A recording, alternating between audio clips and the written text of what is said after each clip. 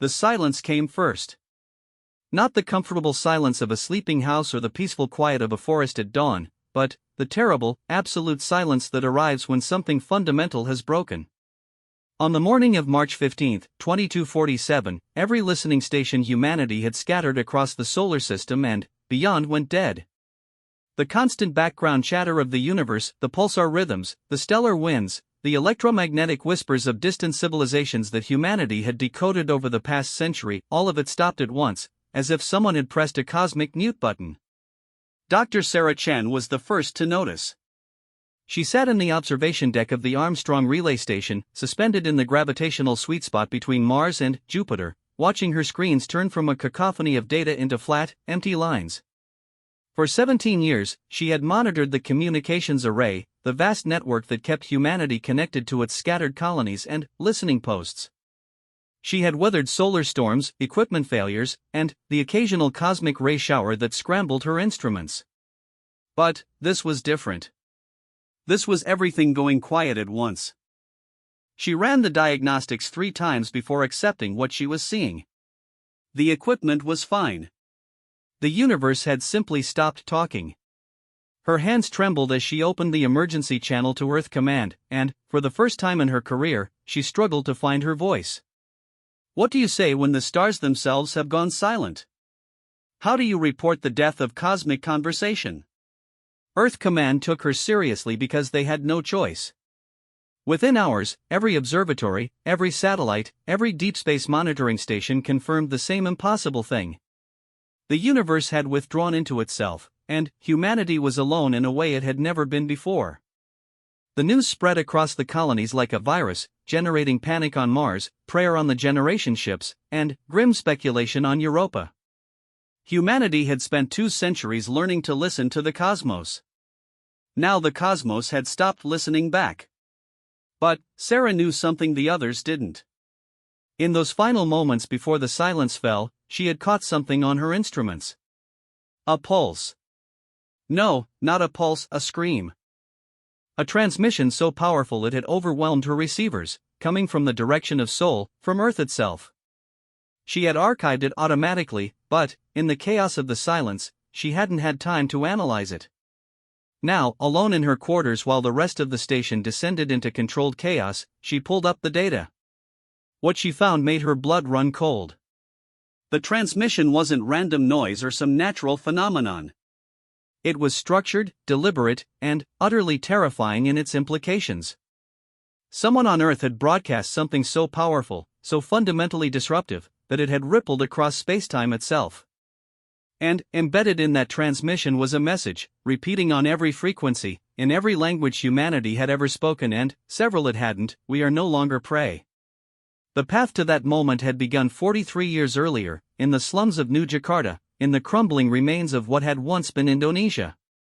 Kale Theron was born into a world already dying, a world that had given up on itself long before his first breath. His mother died bringing him into a life not worth living. His father disappeared into the labor camps when Kale was 5, swept up in one of the endless resource wars that plagued the late 22nd century. He grew up in the spaces between, an orphan among millions, fighting for scraps in the ruins of human civilization. The Earth of 2204 was not the Earth of hope and exploration that the history books remembered. It was a planet ravaged by climate catastrophe, choked by pollution, and divided among corporate empires that treated human beings as disposable resources. The colonies on Mars and the moons of Jupiter were gleaming testaments to human ingenuity, yes, but they were built on the broken backs of Earth's billions. The best and brightest left. The strongest and most ambitious fled to the stars. What remained were the discarded, the forgotten, those deemed too weak or too worthless to deserve a place in humanity's glorious future. Kale learned early that weakness was not just a disadvantage, it was a death sentence. He learned it when the older boys beat him for the nutrient paste that served as his weekly ration. He learned it when he watched a girl his age die of a treatable infection because the medical stations only served those who could pay.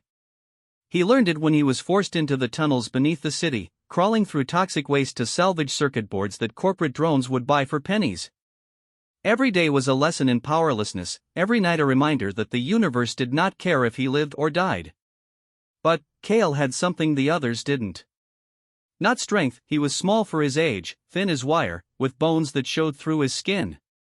Not intelligence, the schools had closed years before he was old enough to attend them. What he had was hatred. Pure, distilled, absolutely focused hatred for his own weakness. He hated the way he flinched when the older boys approached.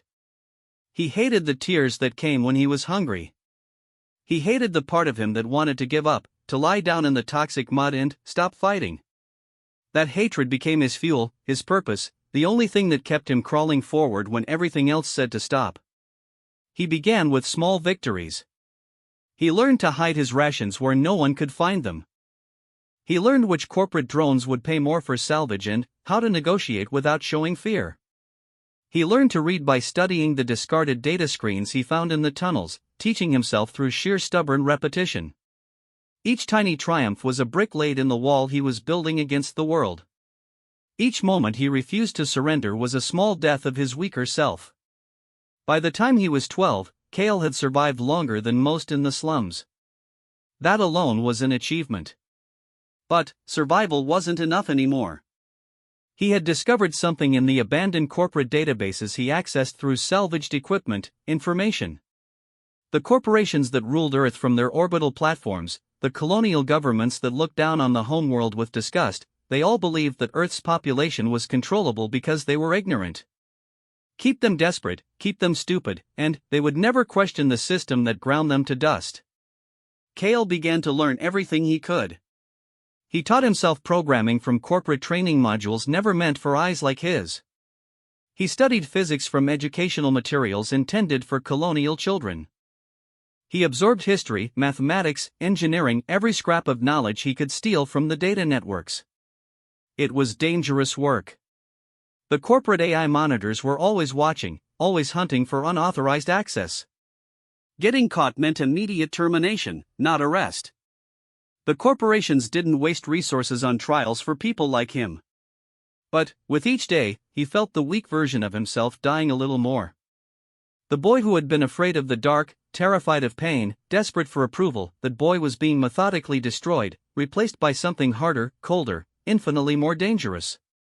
Kale was teaching himself not just knowledge but discipline. He learned to control his fear, to suppress his doubts, to function on minimal sleep and less food. He was forging himself into a weapon, though he didn't yet know what he would point that weapon at.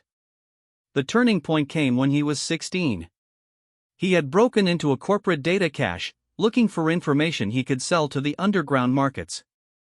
Instead, he found something else, classified files from the First Contact War. Humanity's official history said that the war had been defensive, that the alien collective known as the Harbingers had attacked without provocation and that humanity had barely survived. The files told a different story. Humanity had fired first, destroying a Harbinger research vessel because corporate analysts decided its technology was too valuable to negotiate for. The war that followed, the war that killed 3 billion people and left Earth a wasteland, had started because of human greed. But that wasn't the worst part. The worst part was what came after. The Harbingers had sued for peace, had offered to help repair the damage, had extended every possible gesture of reconciliation.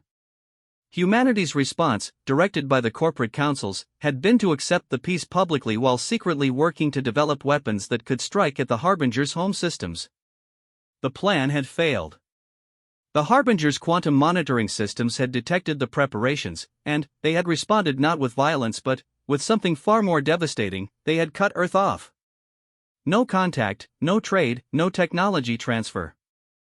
Earth was quarantined, left to rot in its own waste while the colonies flourished with Harbinger support.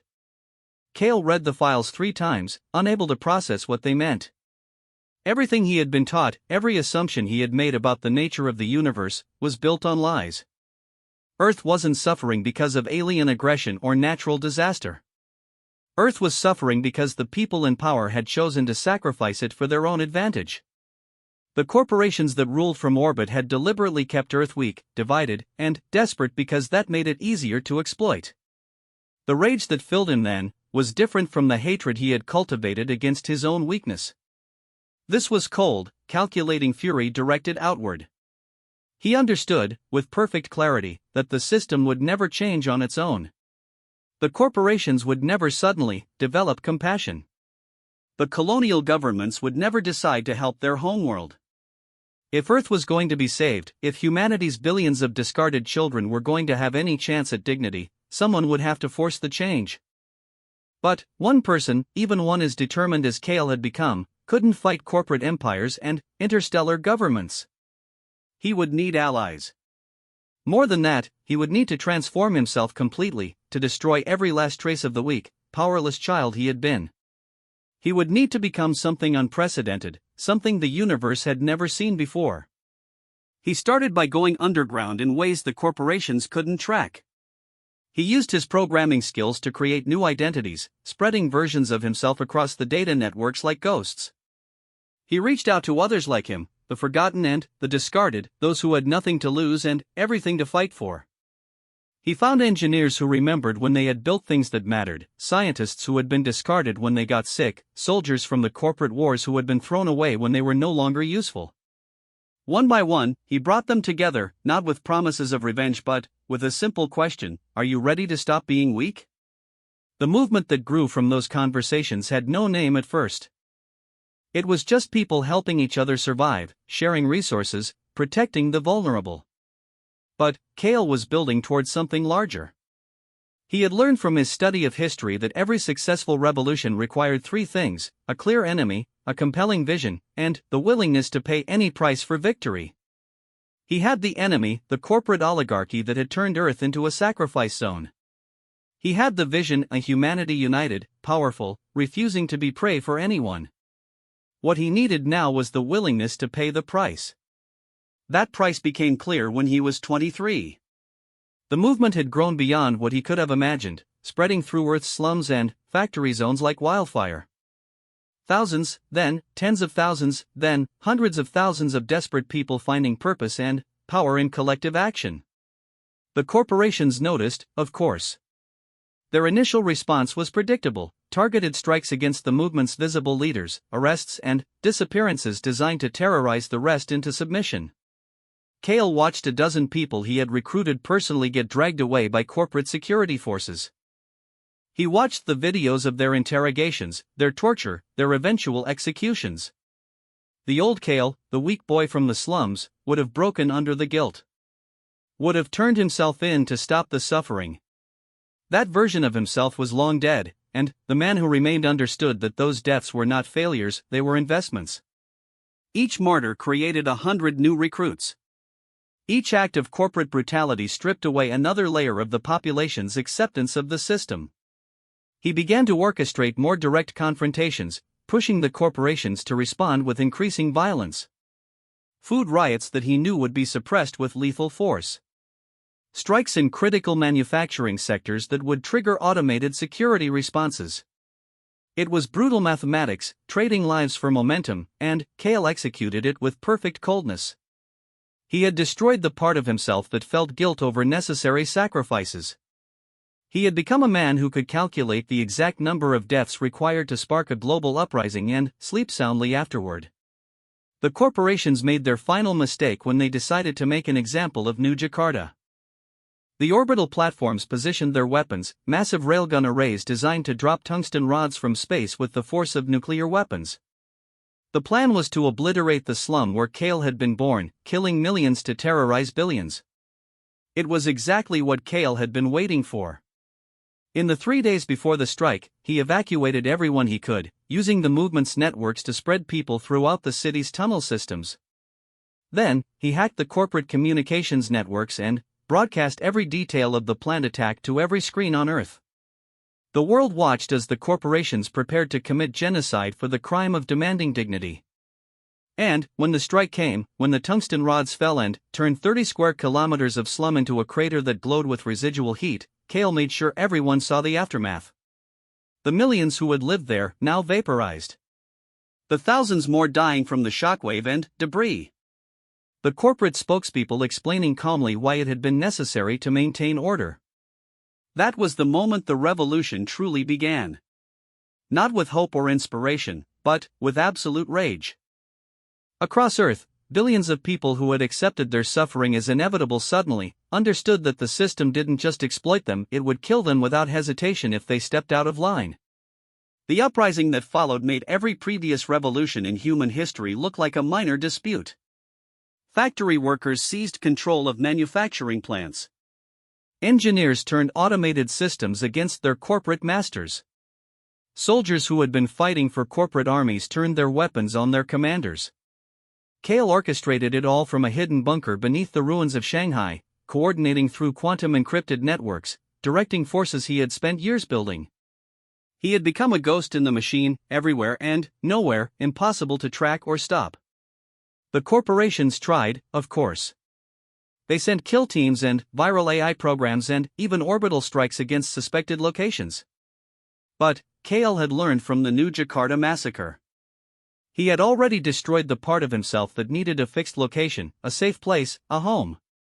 He moved constantly, trusted no one completely, and accepted that he would probably die before seeing his work completed.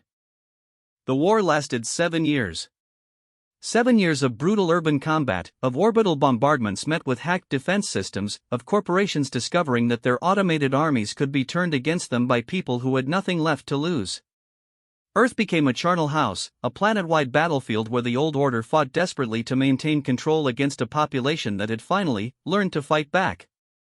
The colonies watched in horror, the other species of the galaxy maintained their boycott, and Kale continued to press forward, accepting casualties that would have broken any conventional military force. He won not through superior firepower but through superior willingness to sacrifice. The corporations could build more weapons, deploy more security forces, drop more tungsten rods from orbit. But they couldn't match the dedication of people who had decided that death was preferable to continued submission. For every person Kale's forces lost, 2 more joined the fight. The corporations were fighting to maintain profit margins. Earth's billions were fighting for the right to be treated as human beings. The end came not with a surrender but with a retreat. The corporate councils, seeing their assets on Earth become liabilities, made the cold calculation that the planet wasn't worth the resources being spent to control it. They withdrew to their orbital platforms and the colonies, taking their technology and wealth and leaving Earth to govern itself. It should have been a moment of triumph. Humanity had won its freedom, had broken the chains that bound it. Instead, Kale looked at the ruins of civilization and understood that the real work was just beginning. Earth was free, yes, but it was also devastated. The war had killed another billion people. The industrial infrastructure was shattered. The climate was worse than ever, and the rest of humanity wanted nothing to do with a planet that had descended into chaos. The colonies refused aid, afraid that Earth's violence would spread to them. The alien species of the galaxy maintained their quarantine, remembering all too well what happened when humans felt threatened. Kale was 30 years old and looked 50. The stress of the war, the minimal food and sleep, the constant movement and conflict had aged him in ways that went deeper than physical appearance. He gathered what remained of the movement's leadership in the ruins of Geneva, in what had once been the United Nations headquarters. There were perhaps 200 of them, men and women who had given everything to the revolution, who had destroyed their own weak selves in the fires of war. He stood before them and spoke with absolute honesty. We won the war, but we're losing the peace. Earth is free, but we're alone and dying. The colonies won't help us. The aliens won't acknowledge us. We can rebuild with what we have, slowly, over generations. We can accept that we're second-class citizens in a universe that views us as dangerous primitives. Or we can do something unprecedented. They asked what he meant, and Kale told them about a project he had been developing in secret for the past 3 years. During the war, his forces had captured several corporate research facilities working on theoretical physics. The scientists there had been exploring something called quantum resonance weaponry technology that could affect spacetime itself, creating ripples that would propagate across the galaxy at speeds that made light look motionless. The corporations had been trying to develop it as the ultimate weapon against the Harbingers, a way to strike at their home systems before they could respond. Kale proposed something different. He wanted to build a transmission system using the quantum resonance technology, something that could broadcast across the entire galaxy simultaneously. But, instead of a weapon, it would be a declaration. A message that would force every spacefaring civilization to acknowledge Earth's existence and strength. A demonstration that humanity was not prey, not victims, not weak creatures to be pitted or feared. It was insane, potentially catastrophic, and absolutely necessary. The debate that followed lasted 3 days. Many argued that it was too dangerous, that it would provoke the very retaliation they had been trying to avoid. Others said they didn't have the resources, that Earth was too damaged to support such a massive project. Kale listened to every objection and, then, addressed them systematically. Yes, it was dangerous. Yes, it might provoke retaliation. But, the alternative was accepting permanent weakness, and he hadn't spent 15 years destroying his weak self only to accept weakness for his species. The vote was close, but it passed. They would build the resonance array, and they would use it to announce to the universe that Earth was no longer a victim of circumstance. The project took 13 more years, 13 years of scavenging technology from corporate ruins, reverse engineering alien devices captured during the First Contact War, and pushing theoretical physics into realms it had never explored. Kale drove them forward with the same ruthless focus he had used during the revolution. Every setback was analyzed and overcome. Every resource was maximized. Every person involved understood that failure meant the permanent subjugation of their species. Sarah Chen had been one of those people once, before she accepted a position on the Armstrong relay station. She had been a physicist working on the resonance array, recruited when she was fresh out of one of Earth's reconstructed universities.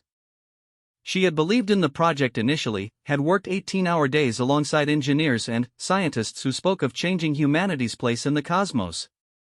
But, as the array neared completion, she had begun to have doubts.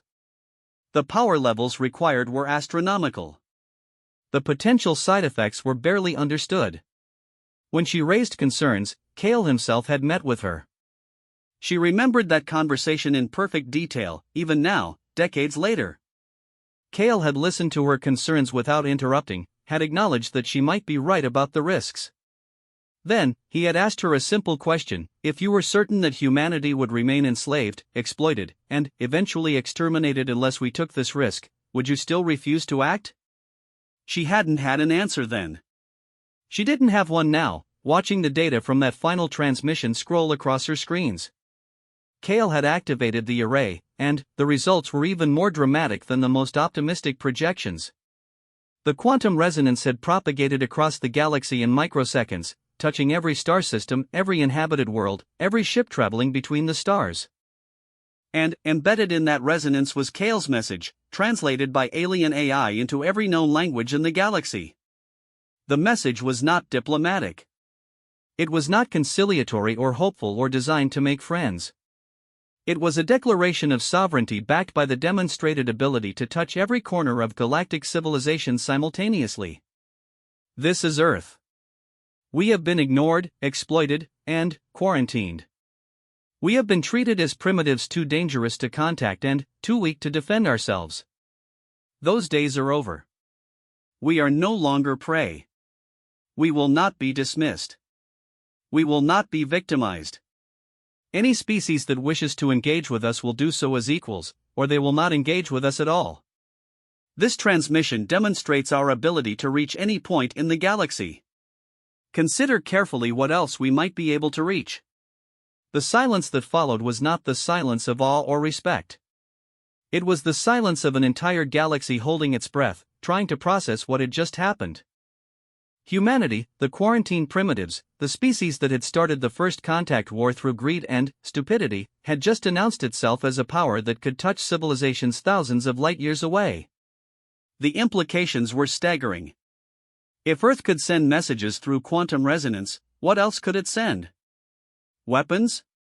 Surveillance? The uncertainty was as powerful as any fleet. Sarah watched the data streams, waiting for the response she knew would come. The galaxy couldn't stay silent forever. Already, her instruments were detecting activity, quantum fluctuations that suggested other civilizations were attempting to respond, to communicate, to understand what had happened. But, the resonance Kale had triggered had done something to the normal communications infrastructure. It had created a kind of interference pattern, a quantum echo that was drowning out conventional signals. The galaxy was trying to speak, but Earth's message had made it temporarily impossible for anyone else to be heard. It was, she realized, the ultimate power play. Kale hadn't just announced Earth's presence, he had seized control of galactic communications, if only for a brief time. Every civilization that wanted to be heard again would have to engage with Earth, to negotiate for the silence to end. He had turned humanity's isolation into leverage, their weakness into strength. On Earth, in a bunker beneath New Geneva, Kale Theron watched the same data streams and allowed himself a moment of satisfaction. He was 73 years old now, his body failing in a dozen different ways from decades of stress and deprivation. The doctors said he had perhaps 6 months left, maybe less. It didn't matter. He had accomplished what he set out to do so many years ago in the slums of Jakarta. He had destroyed his weak self so completely that nothing of that frightened child remained. And, in doing so, he had destroyed humanity's weakness as well. The younger members of his staff were terrified, asking what they should do when the aliens responded, whether Earth could survive retaliation from advanced civilizations that could cross star systems. Kale understood their fear. They had grown up during the Reconstruction, had learned to hope for peace and integration into galactic society. They didn't understand what he had learned in the slums: the universe doesn't respect the weak. It tolerates them at best, exploits them more commonly, and exterminates them when convenient. He called together his closest advisors, the ones who had been with him since the revolution. They'll try to negotiate first, he told them. The advanced civilizations, the ones that style themselves as peaceful and enlightened, they'll send diplomatic overtures. They'll offer trade, technology, integration into galactic society if we'll just shut down the array and return to being quiet and submissive. And if we refuse, one of them asked. Then, they'll threaten. Economic sanctions first, military action if that doesn't work. They'll try to isolate us again, to make an example of us to any other species that might get ideas about challenging the established order.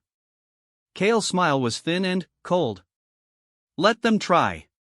We've been isolated for a century. We've been sanctioned and quarantined and left to die. We survived it all and came back stronger. What can they threaten us with that we haven't already endured? But there was another possibility, one he didn't mention to the others. The possibility that some civilization, somewhere, would decide that Earth had crossed a line that couldn't be uncrossed. That humanity had demonstrated too much capability too quickly, had shown itself to be fundamentally dangerous to galactic stability. Those civilizations wouldn't negotiate or threaten. They would simply act, sending weapons traveling at relativistic speeds to sterilize Earth before humanity could spread further. Kale had planned for that too.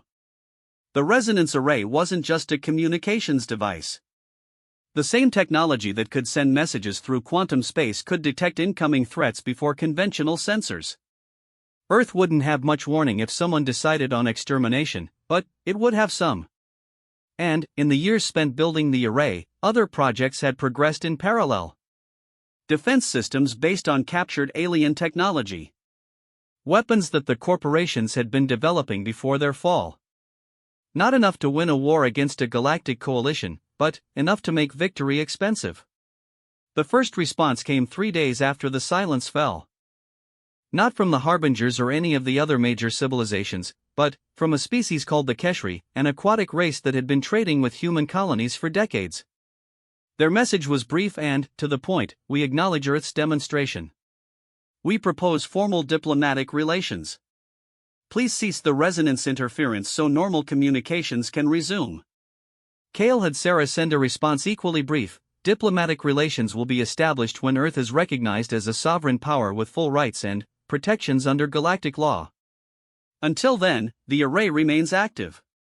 The Keshri's second message took longer, suggesting they were consulting with other civilizations. When it came, it was more detailed, outlining a process for bringing Earth into what they called provisional membership in the galactic community. There would be observers, restrictions on certain technologies, requirements for demonstrating peaceful intent. It was the kind of offer that would have seemed generous a century ago. Now it read like an insult. Kale had the response prepared before the message finished transmitting. Earth does not accept provisional status. Earth does not require observation or restriction. Earth offers this, full recognition as a sovereign power, or continued silence. You have 72 hours to decide. The Keshri didn't respond. Instead, over the next 24 hours, Sarah's instruments detected a flurry of quantum communications between the major civilizations. They were meeting, debating, trying to decide how to handle a species that refused to accept the subordinate position that had been assigned to it. The galaxy had operated for millennia on certain assumptions about power and hierarchy. Humanity was threatening those assumptions simply by refusing to acknowledge them. 60 hours into the deadline, a new message arrived. This one came from the Collective Council, the loosest thing the galaxy had to a governing body. It consisted of representatives from 200 species, including the Harbingers. The message was formal, diplomatic, and significant. The Collective Council recognizes Earth as a sovereign power within the galactic community, with all rights and responsibilities thereof. We request the cessation of quantum resonance interference and the beginning of formal diplomatic relations. It was everything Kale had demanded. Full recognition, no conditions, no provisional status. In 73 hours, he had accomplished what centuries of negotiation had failed to achieve. Earth was no longer the quarantine embarrassment, the dangerous primitives to be avoided. It was a recognized power, able to engage with the galaxy as an equal. Sarah expected Kale to shut down the array, to accept victory and begin the process of integration. Instead, he kept it running. When she asked why, he looked at her with eyes that had seen too much, lived too long beyond what any human should endure. Because recognition means nothing without respect, and respect only comes from demonstrated capability. The array stays active for one more week. Let them see that we can maintain this, that it's not a desperate gambit but a sustainable reality. Then, we'll talk about shutting it down. That week was the longest of Sarah's life. Every day, she expected to detect incoming weapons, to see the first signs of a galactic strike against Earth. The major civilizations had accepted humanity's demands, but there were others, smaller, more aggressive species that might see an opportunity to make a name for themselves by bringing the upstart humans down. Kale had assigned teams to monitor every approach vector, every possible threat, and Sarah watched them work with a combination of admiration and terror. But no attack came. Instead, something unexpected happened. Other species began to respond not with fear or anger, but with curiosity. Messages arrived from civilizations that had been on the periphery of galactic society, asking how Earth had developed the quantum resonance technology. Younger species, ones that had also been given provisional status and restricted access to advanced technology, wanted to know how humanity had bypassed those restrictions. What Kale had intended as a demonstration of strength was becoming something else, a beacon for every species that had felt constrained by the galactic hierarchy. Kale saw it before anyone else did. "We're not just changing Earth's position," he said during a meeting with his staff. "We're changing the entire structure. Every species that's been told they're too primitive, too dangerous, too unreliable, they're watching us and realizing they don't have to accept those judgments." One of his advisors, a former corporate scientist named Dr. James Morrison, pointed out the danger. If we inspire too many revolutions, the established powers might decide we're too destabilizing to be allowed to exist. Kale's response was immediate: then, they'll learn the same lesson we had to learn. You can't maintain control through fear and restriction forever. Eventually, someone refuses to accept it, and then, the whole structure is at risk. We're not trying to inspire revolution. We're simply refusing to be weak. If that inspires others, that's the Collective Council's problem, not ours. On the seventh day, Kale ordered the array shut down. The quantum interference faded, and normal communications resumed across the galaxy. The silence ended, but it was replaced by something unprecedented: conversation. Within hours, Earth was receiving thousands of messages from species across the galaxy. Trade offers, technology exchanges, requests for diplomatic meetings, and threats from a handful of more aggressive civilizations that Kale had expected and planned for. Earth's position in the galaxy transformed overnight. The colonies that had refused to help during the reconstruction suddenly wanted to renew their connections with the homeworld. The harbingers, who had maintained their boycott for a century, sent a delegation requesting formal peace talks.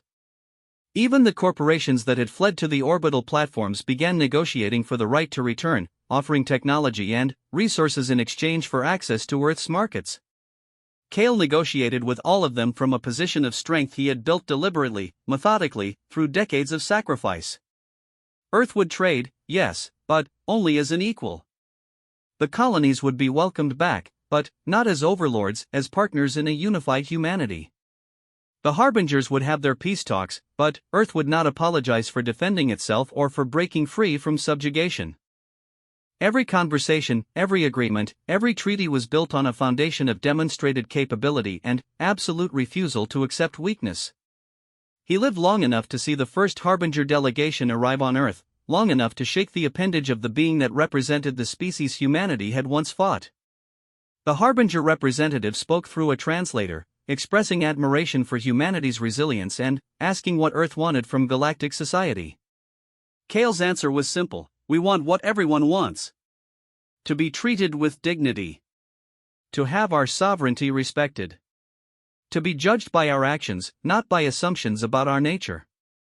We won't be anyone's prey, but we won't be anyone's predator either. We're here, we're powerful enough to defend ourselves, and we're ready to be part of something larger than ourselves, but only as equals. He died 3 weeks later, his body finally giving out after decades of abuse. The news of his death spread across Earth and the colonies, generating responses that ranged from grief to relief to cold satisfaction from those who had opposed him. But even his enemies couldn't deny what he had accomplished. In one lifetime, he had transformed humanity from a scattered, subjugated species into a recognized galactic power. He had done it through absolute determination, ruthless strategy, and the complete destruction of every weakness within himself. Sarah attended his funeral in New Geneva, standing among thousands who had gathered to honor the man who had changed everything. The eulogies spoke of his vision, his courage, his unwavering commitment to Earth's freedom. But Sarah kept thinking about their last conversation, 3 days before he died. She had asked him if it had been worth it, the sacrifices, the casualties, the decades of struggle. Cale had looked at her with eyes that had long since stopped showing emotion. Worth is the wrong question. It was necessary. I was a weak child in a weak species living in a universe that doesn't tolerate weakness. I could either destroy that weakness or be destroyed by it. I chose destruction, and I never stopped choosing it. Every day, every decision, every sacrifice, they were all about becoming something that couldn't be destroyed by others because I had already destroyed everything in myself that could be vulnerable. But what did that cost you? Sarah had pressed. What did you lose in the process of destroying your weak self? Everything that would have made me a good man in peaceful times, Cale admitted. Compassion, mercy, the ability to accept compromise or half measures. I lost the capacity for normal happiness, for trust, for love. I became a weapon pointed at the universe's throat, and weapons don't get to be human in the ways that matter. Do you regret it? The pause had been long enough that Sarah thought he wouldn't answer. Then, regret is for people who had choices. I never had the luxury of choice. I was either going to be destroyed or become strong enough to survive. Everything else was just details. Now, watching them lower his body into the ground beneath a sky that was finally starting to clear after centuries of pollution, Sarah understood that Cale Theron had been both hero and monster, visionary and tyrant, savior and destroyer. He had destroyed his weak self so completely that nothing remained but purpose and will. And, in doing so, he had dragged humanity from the edge of extinction to a position of respect and power in galactic society. The question that haunted her, that would haunt humanity for generations to come, was whether the transformation had been worth the cost. How many people had died in the revolution? How many lives had been sacrificed to build the array? How much of humanity's soul had been sold to purchase its sovereignty? And, most troubling of all, had Cale destroyed only his own weakness, or had he destroyed something essential in the human spirit itself? The galaxy moved on, as it always did. Earth established trade relations with dozens of species, signed treaties and agreements, began the slow process of rejoining the larger community it had been exiled from. The colonies integrated with the homeworld, creating a unified human government that could speak with one voice to the stars. The technology that had seemed so far out of reach during the corporate era began flowing to Earth, accelerating reconstruction and recovery. But there were complications, consequences that Kale had foreseen but never spoke about publicly. The resonance array had demonstrated capabilities that made many species nervous. Formal recognition was one thing, trust was something else entirely. Several civilizations began developing countermeasures to quantum resonance technology, ways to shield their communications and detect incoming interference. Arms races were beginning, prompted by humanity's demonstration of power. More troubling were the ideological ripples spreading across the galaxy. Just as Kale had predicted, other species began questioning the hierarchies that had governed galactic society for millennia. Why should the collective council, dominated by a handful of ancient civilizations, get to decide which species were ready?